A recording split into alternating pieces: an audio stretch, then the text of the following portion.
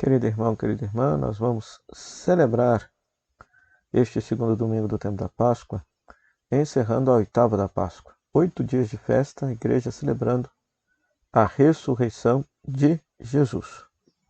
Nós temos como palavra de Deus esse dia, Atos capítulo 4, versículo 32 a 35, alguns versículos do Salmo 117, primeira carta de João capítulo 5, versículo 1 a 6, e João, capítulo 20, versículo 19 a 31.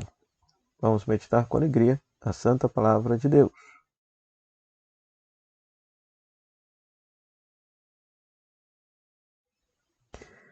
Minha querida saudação a todos aqueles que nos acompanham pelas redes sociais. Minha saudação também a todos os queridos rádio ouvintes da Rádio Comunidade FM de Bom Sucesso, bem como também dos queridos rádio ouvintes da Web Rádio Nossa Mãe de Ibirité, nossas parceiras da evangelização. Então nós temos como palavra de Deus nesse dia esses textos belíssimos que a liturgia da igreja nos propõe.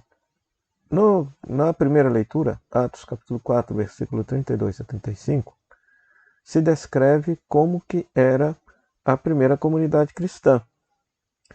Eles eram um só coração, uma só alma e partilhavam absolutamente tudo entre todos, de tal maneira que entre eles não havia pobres e necessitados. Então, a fé em Jesus levou a primeira comunidade cristã a superar as desigualdades sociais naquela comunidade. É uma vergonha para uma comunidade que se diz cristã ter pessoas na miséria, ter pessoas famintas, ter pessoas passando fome, sem que esta comunidade cristã tenha a compaixão e a misericórdia ou iniciativas para diminuir esta pobreza, diminuir esta desigualdade social. Mais triste ainda é quando existem certas doutrinas ditas cristãs, mas que de cristianismo não tem absolutamente nada, que justificam a pobreza das pessoas, dizendo que são pobres porque são amaldiçoados por Deus, justificando o excesso de riqueza de alguns, dizendo que eles são ricos porque são abençoados por Deus. É a chamada teologia da prosperidade, que é uma perversão do Evangelho, uma distorção do Evangelho de nosso Senhor Jesus Cristo.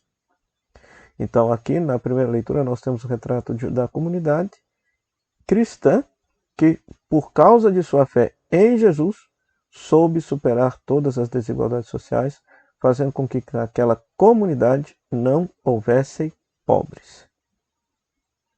É um texto que se dá a pensar, ou seja, se nas nossas comunidades houver gente passando fome, gente na miséria, sem que a comunidade cristã faça nada para que aquela pessoa supere essa condição, então esta comunidade há de se perguntar se de fato é cristã ou não.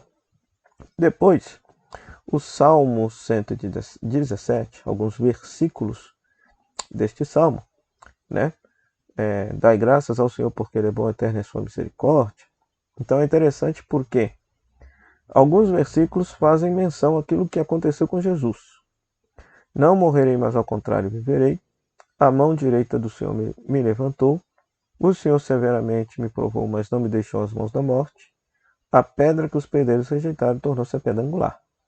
O salmo pode ser totalmente aplicado à pessoa de Jesus Cristo, que passou pela experiência da cruz, a mão do Senhor o levantou, o ressuscitou, foi rejeitado por todos, mas agora ele se tornou a pedra angular, ou seja, a pedra que dá o equilíbrio a toda a construção e a toda a edificação.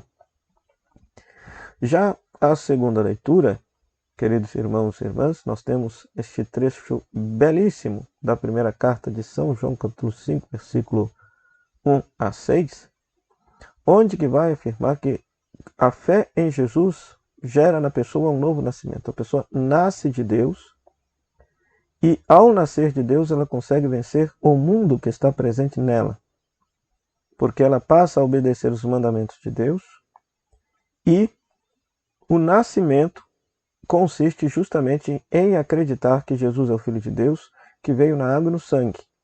Por que João está utilizando essa expressão água e sangue? Porque tinha gente que acreditava que Jesus só veio numa realidade espiritual, sem o sangue, ou seja, sem uma realidade carnal. E a teologia joanina quer de todas as formas afirmar o mistério da encarnação do Verbo de Deus, a encarnação da Palavra de Deus. A Palavra de Deus se fez carne e habitou entre nós, é a pessoa de Jesus Cristo. E é este Verbo que padeceu a paixão, a morte de cruz, para o perdão dos nossos pecados, para a expiação dos nossos pecados, que é o termo que a teologia joanina vai insistir, é ressuscitado por Deus para nos justificar, teologia paulina. Então é muito lindo, né? E ao falar do novo nascimento, ou seja, então se fala justamente do tema batismal. Por quê? O sacramento por excelência que nós haveremos de meditar, contemplar, perceber a sua importância, revalorizar a sua importância nesse tempo da Páscoa é o sacramento do batismo. Então, pelo batismo a pessoa passa a acreditar em Jesus, configura sua vida a Jesus, e pelo batismo acontece de verdade um novo nascimento na vida da pessoa. A pessoa nasce de Deus, recebe a graça de Deus para superar o mundo que lhe habita.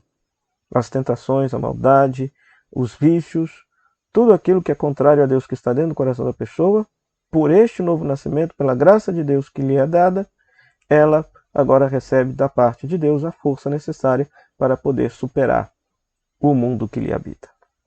E por fim, queridos irmãos, queridas irmãs, sempre também no segundo domingo, nós temos esse texto de João, capítulo 20, versículo 19 a 31, que é o texto do relato da manifestação de Jesus aos apóstolos no dia da ressurreição, e soprando sobre eles, derramando sobre eles o Espírito Santo, lhes dando às autoridade para perdoar os pecados. Entretanto, quando Jesus se manifesta nesse dia, Tomé não está. Daí, o que acontece? 8 dias depois, Jesus se manifesta novamente. Entretanto, neste ínterim, a comunidade testemunha para Tomé que Jesus tinha ressuscitado e Tomé não acredita. Então, 8 dias depois, Tomé está presente na comunidade, o ressuscitado se manifesta e fala, olha, aqui, ó, está aqui a prova de que sou eu. Né? Então é muito interessante, porque esse texto quer ensinar algumas coisinhas para nós. Em primeiro lugar, a necessidade de a cada 8 dias estarmos reunidos em comunidade para experimentar o ressuscitado. A comunidade de João já tinha o costume de a cada domingo se reunir para celebrar a memória de Jesus. Então assim também nós devemos ter esse costume de todo domingo nos reunir para experimentar o ressuscitado. Segundo, Tomé não acreditou no testemunho da igreja. Então a igreja deve testemunhar com coerência a ressurreição de Jesus, promovendo a vida. Se o testemunho é coerente e as pessoas não acreditam, pecado das pessoas. Mas se o testemunho da igreja é incoerente, então as pessoas têm a devida razão. Então Tomé não é de todo mal, porque se o testemunho não é coerente, então não há o que se acreditar. Agora, por outro lado, Tomé representa aquele que quer fazer a experiência sensorial do Cristo. Ele quer tocar, quer apalpar. Né? E é muito interessante que ele acredita sem tocar. Basta ele ter visto. O texto quer ensinar que uma fé madura é uma fé que acredita mesmo sem uma experiência sensorial. É uma fé mais amadurecida. Nós dizíamos domingo passado que somente pela fé podemos experimentar o ressuscitado. E então, esta fé ela é alimentada a cada 8 dias na vida litúrgica da comunidade, e esta fé amadurecida transpõe os sentidos humanos para acreditar na presença do ressuscitado, mesmo que os sentidos não demonstrem isso. Então peçamos ao Senhor que conceda a todos nós essa fé amadurecida, que creiamos sem ter visto e possamos testemunhar com alegria a ressurreição do Senhor, fazendo sobretudo com que nas comunidades se supere as desigualdades sociais. O Senhor esteja convosco, Ele está no meio de nós, que a bênção de Deus Todo-Poderoso, Pai, Filho e Espírito Santo, desça sobre você e permaneça para sempre. Aqui embaixo está a divulgação da nossa peregrinação para a Terra Santa. Maiores informações pelo telefone 035 9845 6167, tratar com Kelly Mello. Até o próximo programa, o Pão da Palavra, se Deus quiser. Tchau, tchau.